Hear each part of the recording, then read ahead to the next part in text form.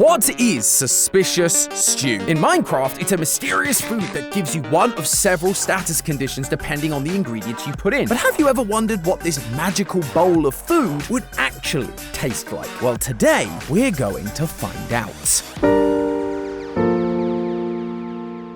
Hello, Internet! Welcome to Game Theory, the show that, if you drink it, gives you a special power. The power to subscribe. And guys, I'm just gonna say it. I love Minecraft. I love the mechanics, I love the world, and I especially love the lore that we've been uncovering over the last several years. But despite everything we've accomplished on this channel, there is still one question that I have been unable to answer. What does suspicious stew taste like? Normally, when you get a stew, you understand what it tastes like based purely on the name. Beef stew, chicken stew, even in Minecraft you have rabbit and mushroom stew. But suspicious stew is named purely based on the fact that, from just looking at it, you don't know what status effect it's going to give you. And so, from what I could tell, no one has ever really figured out what it's supposed to taste like. So today, I wanted to end that mystery. But not just in theory. I wanted to actually get hands-on and taste it for myself. The problem is, I'm not a food guy. Sure, I love me some good research, and I'm not exactly bad in the kitchen, but this is getting to a level of foodie that I am not equipped to handle. I needed help. Help from a friend of the channel. Someone whose opinions I could trust. Someone who knows their way around weird ingredients and crazy recipes. Sorted food. What? You thought I was gonna say Santi?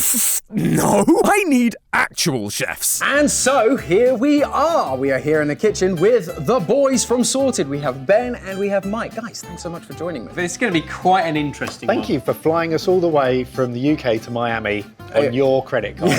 You're most welcome. Generous. Honestly, it's just nice to have some British voices again. This is where I was a little bit facetious at the beginning. While I say no one has really tried this, Mojang has, which sounds like the end of the episode. I promise you it's not. Hold tight. We have the official Minecraft cookbook. As published, as written, as to be copied. And then a little bit further in, I believe, is our suspicious stew. So if you have a look at that, what are your initial thoughts? Vegan mushroom lentil stew, healthy and hearty. I mean, yeah, great. It's pretty straightforward. But Mojang went a step further. They made these. This is the official collaboration between Pringles and Minecraft in suspicious stew flavor. This was from 2022. We love eating out-of-date food. So- Well. What are you getting? Yeah, it's suspicious. What? Quite dusty, quite earthy. If that's what they're claiming suspicious stew flavour is, it's mega savoury. Not exactly the suspicious flavor any of us were expecting. If anything, it was just a generic savory flavor thanks to the onion powder, garlic powder, tomato powder, and paprika. Although there were some ingredients that were a little more on the sus side. All the usual things you'd expect to find in here, like disodium guanylate, disodium inositol. None of those sound like ingredients. And this is where we come into today's episode, because both of these are wrong. Says who? Says me, and their own freaking game. Because this is the actual recipe. 2 mushrooms, a flour, and a bowl. A cow pat. It's a bowl. So, yes, 2 mushrooms, a flour, and a bowl make suspicious stew. The recipe book got way too much going on. This doesn't have any mushroom in it, and you love mushroom powder. Why is that not in there? That's true. Do you reckon we can make a stew from just 3 ingredients? I'm kind of interested to see whether we can. Unfortunately, it's a little more complicated than just following the recipe in Minecraft, because some of those ingredients are not safe to consume. This red one is fly agaric. Definitely poisonous. Please do not serve that to us. But from what I could research, people have been bold enough to boil it and use it for hallucinogenic purposes. And they say it has a typical mushroomy flavor, which what does that mean? There's so many. But it's got a slight sweetness to it. That's probably going to be where that shift has to happen. From there, we get into the flours because, again, it's not actually 1 flour. There are 12 that So you this can is use. flowers as a category. Basically, it's just botany. So you've got allium. I mean, that looks like a chai flower. You've got azure bluette, you've got the blue orchid, you've got a blue cornflower, a dandelion, lily of the valley. If you say so. I mean, I've seen Breaking Bad. That'd kill you. So have fun with that one. You've got an ox-eye daisy, tulips, poppies, and then there's the ingredients that don't even exist. So now we've got this guy. This is the eye blossom, which, as you may guess from that name, isn't real. Okay. It was part of their new update. It was meant to be from a spooky update. It's a bit strange. What it does that's interesting is it opens at night. Gives you blindness if you put it into your suspicious stew when it's open. Oh. And when it's closed, it gives you nausea. So it's like the opposite of a mussel. Basically. Now this is another made up flower called the torch flower. the torch flower in Minecraft is the torch plant in reality. Okay. There are these beautiful red hot poker, is they're also known as. They were used a lot in like African tribal medicines. Do they have an effect? Yeah, They're as fiery on the way out as they are on the way in. yeah, exactly. They are also a night vision one. And so our final one here, That looks sad. it is sad. This is called the Wither Rose, which gives you the withering effect, which is basically just consistent pain for a while. But those are our 12. How do you boys feel? It feels like there's a lovely balance between poisonous mushrooms and poisonous flowers, and we've got to go and collect something that's safe to consume and cook and be interesting and delicious. I reckon we can get away with it, because I reckon we can find versions of those and we can play with the definition and or spelling of flower. So, with that, I think it's time I send you off foraging, as you put it, to the supermarket or wherever you can find. Let's go to the Amazon, because I think we'll be able to find a lot of them from there. I'm intrigued to see how you interpret some of these. Come back and show me the way. Yes, chef. It's going to be playful, but good fun. Let's go for it. And with all my in-game knowledge suitably dumped on them, the boys are off to bring our pixelated recipe into full 3-dimensional reality. How are they going to make a stew incorporating some of these interesting flowers? How will they make the base stew with only 2 mushrooms? And how will they look the part while doing it? Huh? Why is that in my script? Wait, does that mean? Yes, loyal theorists, I know it's been a while, but we've been cooking up something special just for you. We saw your comments, we heard your feedback, and so we put our heads together and had a lot of, extremely serious conversations. And now we are finally ready to let you in on our big secret.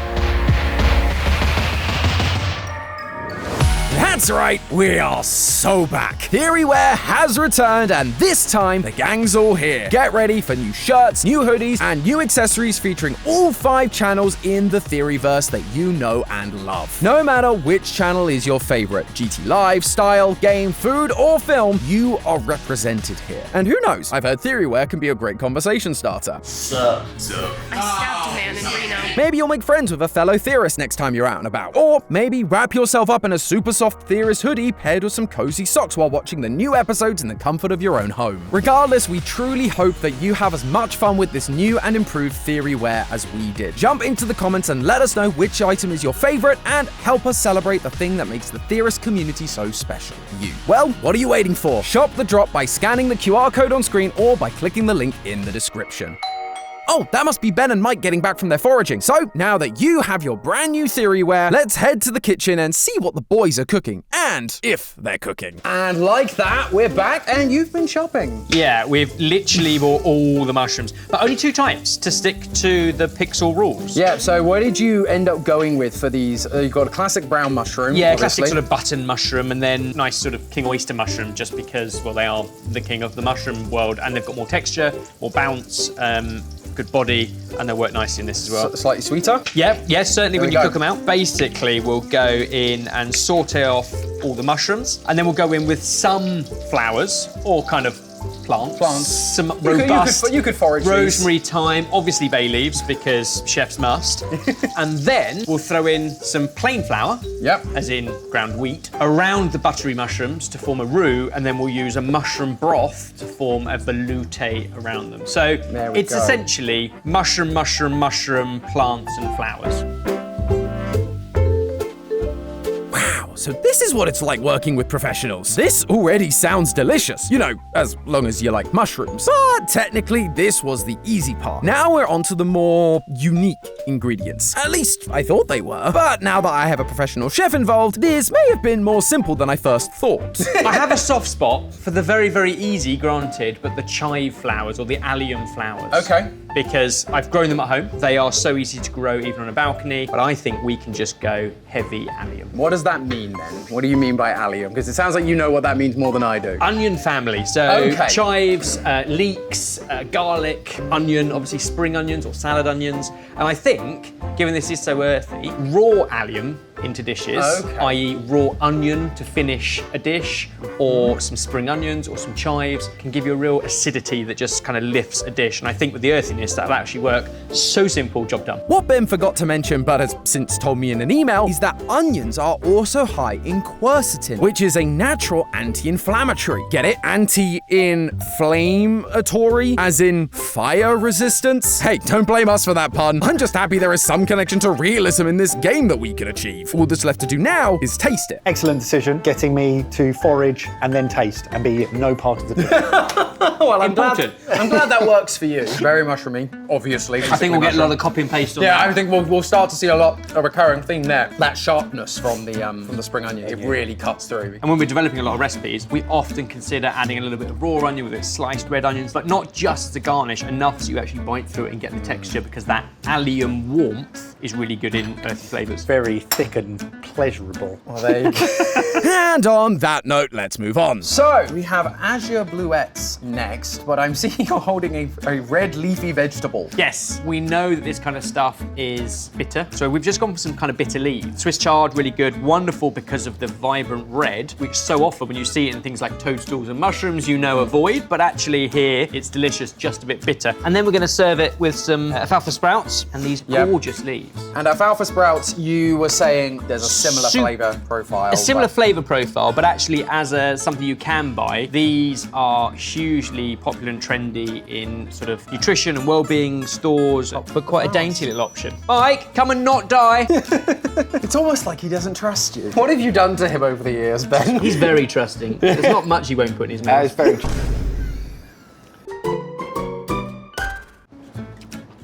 Like you're saying, bitter. Bitter from the chard and the sprouts. Adds that grassy note to the earthy tones of the mushrooms, but yeah, very much more on the bitter side rather than overpowering some of that umami even a little bit with some of how bitter that is. The crunch is nice. For me, the curlies on top, just a little bit Too much. Too bitter. Very popular in salads because they have that wonderful crunch. I quite like them, but they are very vegetal. I can imagine with quite an acidic dressing, that would really, really work nicely. But Okay, so a little more mixed on that one, but certainly better than a stew that makes you blind. Next on our list is tulips, a flower which I've now learned isn't really edible outside of the petal, although good luck finding ones that aren't covered in pesticides. However, according to Ben, if you do manage to find one, or you just grow them yourselves, depending on the colours, you get flavours that are similar to things like peas and cucumber. So that's what we've gone for. Cucumber, which all I've done is take the wet bits out the middle, and we're just going to put that through. So we've actually got the crunch and the snap of cucumber as a texture in it. And pea shoots are absolutely phenomenal. A wonderful garnish on seafood dishes, pasta dishes, risottos. I've never had these before, but I totally get it. So often there are like foodie things where it's like, oh, you get hints of this, like, and I'm sitting there going, do I get that? But that I absolutely get. Subtle pea, but in that kind of grassy, florally way that would probably, I would assume,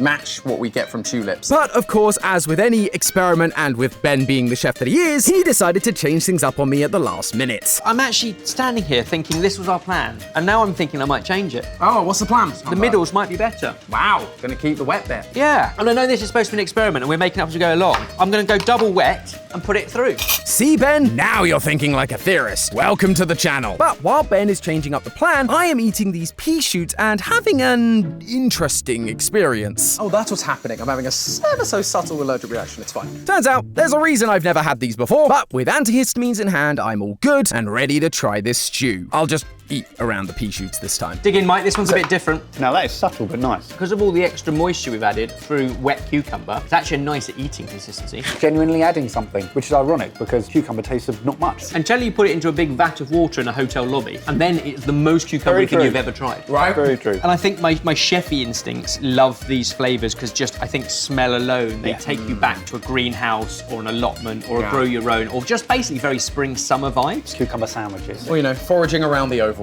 That one. I just forgot where I was for a second. That one. Okay, so at this point, we've had a few flowers that aren't truly edible, but Ben and Mike have put their true theorist brains to work using quote-unquote notes of other flavors to get us as close as we can. And on the whole, they've worked relatively well. But as we all know, sometimes we theorists love to overcomplicate things, and there are actually a bunch of flowers in Minecraft that we can just straight up eat, rather than adding garnishes or other vegetables. So let's start with the humble dandelion. So, dandelions. It's a flower we all know. What are we doing for it? It's a flower that's actually already quite a culinary flower. So, the dandelion root you can use in all sorts of things, but here the dandelion flowers we picked up dried. You can either just make a tea from it, so we've literally just steeped it in hot water. Have a smell. Okay. Very floral, earthy. Yeah. Grassy, but also they say quite honey-like, but not sweetness. So you get almost like the perfume floral of honey, no sweetness, but I am going to add some honey into it so that you now get the flavour and the sweetness. Yeah. So if we just strain it off, the liquid we're left with should now be sweet from honey, but perfume from dandelion. A dandelion tea. Look at that. The question is, does that work with the mushrooms? With the depth of the mushroom? I don't know, but it's going to be pixelated, so I don't care. Thank you, Mike, for stopping by once again. You've got the best job here. I'm living the dream. It's great. Although there's a little bit of lawnmower. Yeah. On the top of here. Yeah, we went through the garden just thinking, you know what, that would work. I mean, this is Minecraft, it's all about foraging and finding your own food, so like this is quite literally... I mean, they are scattered all over lawns and meadows and parks in the UK, certainly. Yeah, all over the place. But this is the tea that it comes from, which I want to try before I think about what it's going to do to that. Please do. And then we mixed a little bit into the velouté to loosen it slightly. Okay. And finished it with some of the leaves. Really, very mellow. That's nice. Again, I know it's like the sweetness, and we had a little bit of honey to help with that sweetness. That honey, ginger, lemon tea vibe. It's like very much like that. It's just the grassy sort of earthy, but it's nothing like really potent. No, it's the perfect balance between sweetness, so subtle that it just takes the edge off the grassiness, which makes it really, really tasty. So now, here's it mixed in. The mushroom loosened up, but actually I think it's the leaves. Again, I think in that dry form, an interesting eating experience in mouthfeel, but a slight pepperiness. Oh yeah, delicious. The texture's really pleasant, actually. But a subtle shift. It's very, very subtle. Like, you could put more in and boil it down over time, to be fair. But now having, like, the sauce loosened up is nice. I almost expect it to be almost, I feel like gritty or, like, bitty. Like, when you get, like, something stuck in your teeth and you're like, oh, that won't shift. But it kind of just melts almost. But it hasn't made it worse. No, and that's the key thing. Like, if you got a bowl of this in your pirate ship, in your fortress, or wherever it is you find it, I mean, you probably wouldn't want to eat it because it's probably been there for centuries and you don't know if the refrigeration's good. But it tastes all right. And should keep hunger locked up until lunch. And he's not saying that just to make a pun. Dandelions do have an actual saturation effect thanks to the vitamin A inside them. You see, vitamin A regulates hormones like leptin, which can act as a satiety hormone that usually is produced by fat cells to signal to the brain that you have enough energy, therefore reducing your appetite. So I guess that's another win for Mojang and another win for us and the taste of these stews. Sadly, this more direct approach won't continue being as successful as we'd like going forward. Oxeye daisies, cornflowers, and poppies all have dried variants that you can use to make teas. They just don't really taste of all that much. Yeah, it's just kind of like slightly grassy water. The very subtle flavors just get completely overpowered by the strong, rich flavors of the mushroom base. Ben did try his best to make up for it with visuals. Well, that looks fantastic. Yeah, and the confession is, that's all. Oh, really? It looks fantastic, but we've not added anything to the stew. It's really just there for you eat with your eyes. It smells good. At least with the poppy, there is some extra texture thanks to the poppy seeds, but overall, the literal flowers had just kind of been disappointing. Though there was one that even I felt pretty confident would change our tune, the wither rose. So these I recognize. Much more familiar. Much more. And on the scale of like petals and flowers and floral things to use, these deliver flavor. They're much more in that sort of stronger rather than just vaguely grassy. But also because somebody else has already done the hard work. They extracted all of the deliciousness into something like rosewater, which you will find in all sorts of sweets and confectionery, I think most typically and famously in Turkish Delight. Yes. So good. Will they work with mushroom? Yeah, so in a savoury dish. Who knows? Something else from the florist? Rose. And/or the Lion, the Witch, and the Wardrobe. You're left with it. It's not immediate. Yeah. Yeah. Oh yeah, it's almost like mint when you breathe in and you get that sense of like, that's the fragrance coming through. It's almost like that. We always say that 80% of flavour comes from what you smell and not what you taste. And I completely agree. It's all in the nose on that particular one. You definitely are left with Turkish Delight. Yeah. At the end, aren't you? Are you a fan? Not massive. No, I'm honestly similar. So maybe the fact the previous ones didn't have much flavour was really a blessing in disguise. This one makes me feel like I'm taking wither damage every time I take a bite. So disappointing in the flavour department, but not in accuracy, I guess. Thankfully, we only have one more tea-based flower to get through, or at least that's what I thought this was going to be. This is, again, pushing the extremes of what may or may not work with mushroom. But you gave me... The eye blossom. Apparently that's dragon fruit flower, which is a thing. Okay. The flower of the dragon fruit, and you infuse it to make a tea. Okay. Now, we know that not all teas have turned out to be the best thing to add to our stews. This one may well be a good example. So we have done exactly that, infused the dragon fruit flowers into the tea. So it's an example of a flower that is nocturnal. So it either awakens at night and closes during the day, or vice versa, but it reacts to light. Oh. And dragon fruit is another example of that. Oh, that's so interesting. I didn't realise that flowers did that anyway. And then we've ended up with this. And I mean, it looks right. Like these are obviously dried, but we'll show some on screen, but they are white flowers with these yellow centres, which is very much like the eye blossom. However, given how well the flower-infused teas have gone so far, Ben is going to spice things up a little, not just by adding the tea, but the dragon fruit itself. Yeah. Ooh, now You never thought you were going to see that in a bowl of mushroom stew, were you? No. I didn't actually. This is definitely the oddest one we've done today. But going back to the cucumber and how that worked, With like a slight sweetness to it. it starts to feel like it's going to do something, and then doesn't. It has a bad turn. Do you think? So I agree with you. There's that thing at the beginning. It feels like something's about to happen, maybe some kind of interesting flavor combination. Then it kind of doesn't. And then I got like a slight aftermath of like, oh no, there's something wrong with that. That doesn't quite work. But for me, that's what dragon fruit is, full stop. It's Oh, really? a beautiful fruit, but I think it always under-delivers. Compared to a kiwi, which I think behaves very similar in the mouth. It's similar black seeds, very similar texture, cold out of the fridge. You eat a kiwi and you go, oh, that's really sharp and tangy and delicious. Dragon fruit, you think, oh, it's going to do, and it never kind of goes anywhere. Yeah. I think. Fur coat and no pants is what you're saying.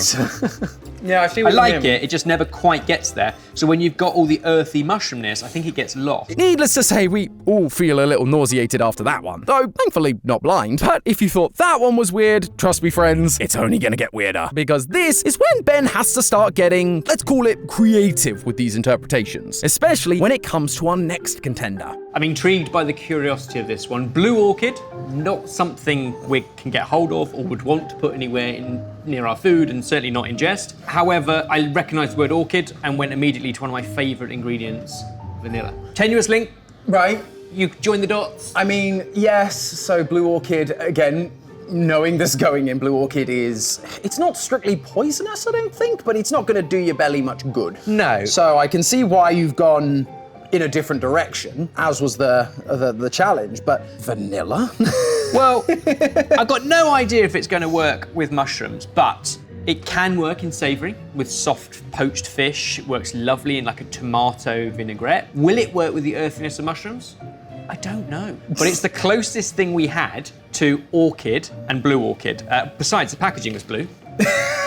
So all I'm going to do is I'm going to take the seeds out from the inside. Okay. As soon as it hits the heat of the pan, you get a second round of vanilla flavour. Put a little bit of lemon. Oh. If I ever do sautéed mushrooms on toast with creme fraiche or some cream through at the end, a little bit of lemon again just lifts it. Yeah. And the reason I put it into this one above the others is because if you're not careful, it could end up being associated with sweet. I think the lemon will just have a little bit of acid that bring it back. And this is why I got Ben to come on and help me, because I wouldn't have known that. I'd have just put something into it and gone, that'll do, and it would have been awful. Yeah, I'm not so sure a bit of lemon is gonna be your saving grace here, IRL me. You can probably smell it in the room. Can.